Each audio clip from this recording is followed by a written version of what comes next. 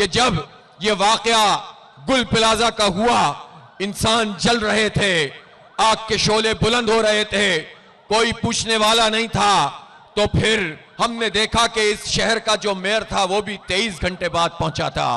हमने देखा कि इसका सीएम उसके भी बाद पहुंचा था। हमने देखा कि बाकी कोई वंडर बॉय यहां नहीं पहुंच सका, और जो 2.5 घंटे की प्रेजेंटेशन दे रहे थे और लोगों को बेवकूफ बना रहे थे, उनका आलम यह है कि वो आज तक बिलावल साहब और जरदारी साहब गुल प्लाजा पर वहां पर नहीं आए और लोगों के दुखों का और गमों का मदावा उन्होंने नहीं किया है। ये इनका इस शहर से सुलूक है, इसलिए कि इस शहर पर ये वडेरों का कब्जा चाहते हैं। इसको देना कुछ नहीं चाहते, इससे लेना सब कुछ चाहते हैं।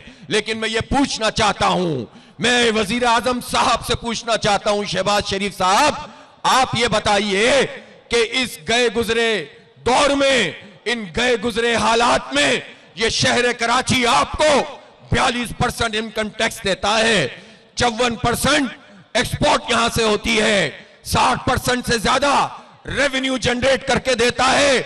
इस शहर के बच्चों का, इसकी माओ बहनों का यह हक नहीं था कि वो आग में जल रहे थे, और आज तक शहबाज शरीफ कराची नहीं पहुंचे और इस शहर के लोगों से उन्होंने कोई इज़हार हमदर्दी नहीं किया। मुझे दुख है, मुझे अफसोस है कि इस शहर को यहां की एस्टेब्लिशमेंट भी ऑन नहीं करती, यहां की पार्टियां भी ऑन नहीं करती, और यहां के हुक्मरान भी ऑन नहीं करते।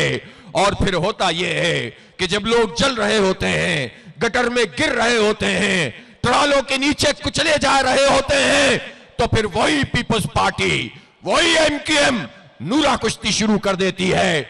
एमक्यूएम सामने आकर ऐसे ऐसे नारे लगाती है कि एक मर्तबा फिर लोगों को आपस में तकसीम कर दिया गया है, सिंधियों को महाजरों से लड़वाया जाए, महाजरों को सिंधियों से लड़वाया जाए, और कभी कहते हैं विफाक का कब्जा होना चाहिए, कभी कहते हैं सूबे का कब्जा होना चाहिए। हम ये वाजे कर देना चाहते हैं कि इस शहर कराची पे ना सूबाई कब्जा चलेगा, ना विफाक का कब्जा चलेगा।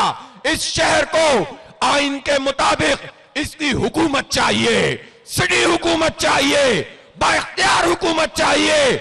आइन ये बात कहता है कि तमाम मालियाती, सियासी और इंतजामी इख्तियारात मुकामी हुकूमतों को मुंतकिल किए जाएं, लेकिन सूरत हाल यह है कि नाक बनकर बैठ जाते हैं और जो हमारे शहर के इदारे हैं उन पर कब्जा कर लेते हैं। एमडीए बना दिया, एलडीए बना दिया, जो कराची बिल्डिंग कंट्रोल अथॉरिटी थी उसे सिंध बिल्डिंग कंट्रोल अथॉरिटी बना दिया, सिंध सॉलिड वेस्ट मैनेजमेंट बना दिया, और इस तरह की अथॉरिटियां बनाकर और इस तरह के इदारे बनाकर ये वसाइल पर कब्जा कर रहे हैं। हम ये मुतालबा करने के लिए यहां ये लाखों की तादाद में इंसान ये मुतालबा कर रहे हैं, ये कह रहे हैं कि हमें बाइख्तियार शहरी हुकूमत का निजाम चाहिए जिसमें ग्रास रूट लेवल पर इख्तियारात मुंतकिल हो।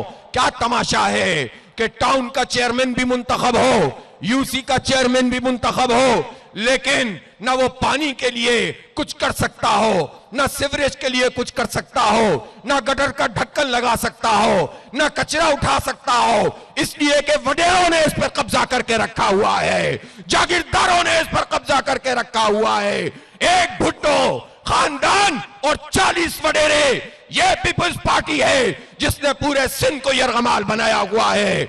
हारियों का हक भी मारते हैं, गरीबों का हक खाते हैं और शहरों पे भी कब्जा करते हैं। कब्जे का ये निजाम खत्म करना पड़ेगा। आज से इस शाहराए फैसल से एक अजीम तहरीक का हम आगाज कर रहे हैं, और मैं आपसे पूछना चाहता हूं कि अगर मैं ये ऐलान करूं कि अब हम यहां से मार्च करेंगे और आगे सिंध असेंबली पहुंचेंगे, तो आप इसके लिए तैयार हैं? अगर मैं आपसे ये पूछूं कि मैं आपको एक तवील धरने की कॉल देने वाला हूं, आप उसके लिए तैयार हैं? हमें अपनी जात के लिए कुछ नहीं चाहिए, जमात इस्लामी के लिए कुछ नहीं चाहिए, हमें अपने बच्चों के लिए इख्तियार चाहिए। इस शहर को जीने दो, इसके बच्चों को जीने दो। तुमने इस शहर को ट्रांसपोर्ट नहीं दी है। 15,000 बसों की जरूरत है। 300-400 बसें लाकर तुम अरबों रुपए के इश्तिहारात चलवाते हो। वो इश्तिहार भी हमारे टैक्सों के पैसे हैं। जिस पेट्रोल पे टैक्स लगता है, जिस मोबाइल के कार्ड पे टैक्स लगता है, इससे हमें कुछ नहीं मिलता। तुम अपने इश्तिहार चलाते हो। ये निजाम नहीं चलेगा। ये तुम क्या कर रहे हो कि 50 लाख से ज्यादा मोटरसाइकिलें इस शहर में मौजूद हैं। क्यों हैं? क्यों लोग तवील सफर ये नौजवान करते हैं? इतना महंगा महंगा पेट्रोल डलवाते हैं इसलिए कि यहां बल्क ट्रांसपोर्ट नहीं है। यहां कराची सर्कुलर रेलवे तबाह कर दी। यहां मास ट्रांजिट प्रोग्राम नहीं है। ये जो रेड लाइन के नाम पर और ग्रीन लाइन के नाम पर तमाशा किया हुआ है, ये तो मजीद इस शहर को बर्बाद कर दिया है।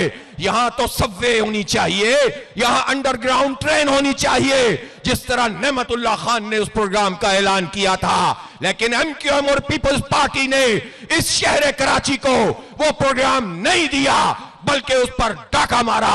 और आज हम धक्के खाते फिरते हैं। हमारी माए बहनें बेटियां चिंचियों में धक्के खाती हैं, टूटी हुई सड़कों पे कमर तोड़वाती हैं। कोई पूछने वाला नहीं है। धूल मिट्टी हर जगह है। एलर्जीज होती हैं, गुर्दे के और फेफड़ों के मसले हैं। कोई पूछने वाला नहीं है। पानी इस शहर के लोगों को नहीं मिलता। आधी से ज्यादा आबादी में एक महीने पानी नहीं आता, और जब टैंकरों से पानी आता है तो उसकी कीमत बढ़ाते चले जाते हैं। पूरा माफियाई निजाम है।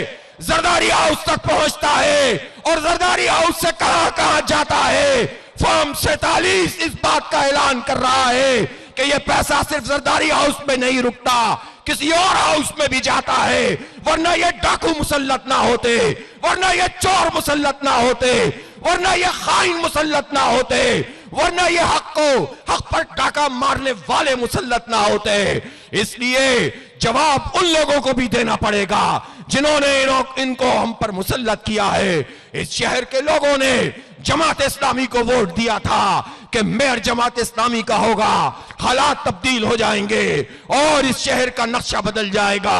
लोगों को उनका हक मिलेगा, अच्छी ट्रांसपोर्ट मिलेगी, अच्छी सड़कें मिलेंगी, पानी बिजली का निजाम ठीक होगा। लेकिन इनको ये कबूल नहीं था। इन्हें नेमतुल्लाह खान का दौर नहीं दोहराना। इन्हें चोर और डाकू चाहिए होते हैं जिनका स्विच खोलो चल पड़ते हैं, बंद करो बंद हो जाते हैं। इसीलिए सीटें भी इनको दे देते हैं, मेयरशिप भी इनको दे देते हैं। लेकिन अब ये नहीं चलेगा। ये जनरेशन जी यहां पर मौजूद है।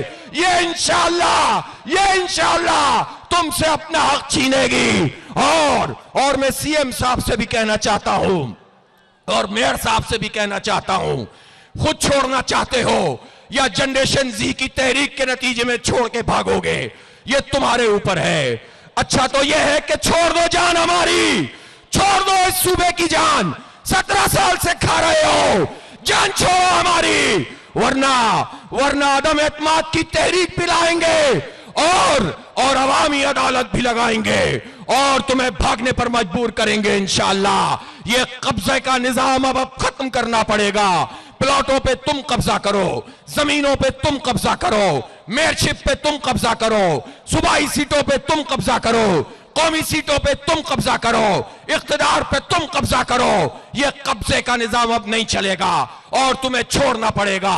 इसलिए मैं यह ऐलान कर रहा हूं कि 14 फरवरी को इंशाअल्लाह 14 फरवरी को हम सिंध असेंबली पर एक तारीखी धरना देंगे। तैयार हैं उसके लिए?